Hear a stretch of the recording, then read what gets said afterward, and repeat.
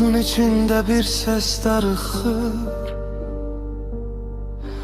O ses benim değil, kalbiminkidir. Gözlerim yolunda hey boynu bükük. Bu intizar mənə senden hediyedir. Sen benim ömrümün yarımçıq bəndi. Vüsalı gecikmiş sevda nəğməmsən.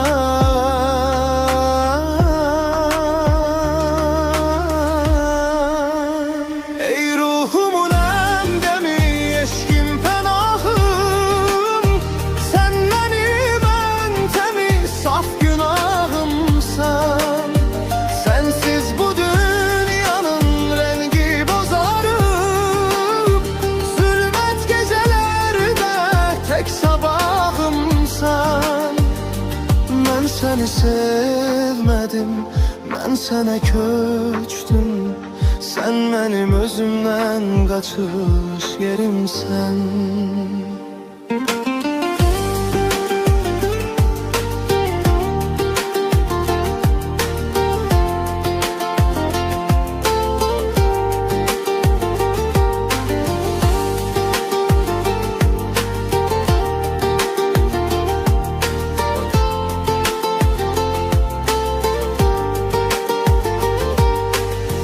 Tale yollarında itkin bir yolcu.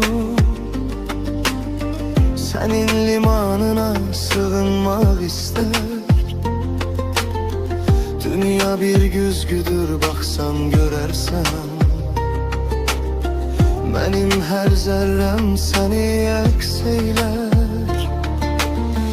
Ne deniz bes eder, ne göyler yeter. Sen benim içimde sonsuz bir sefer.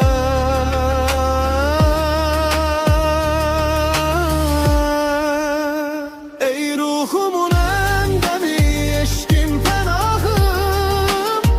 Sen benim en temiz saf günahımsan.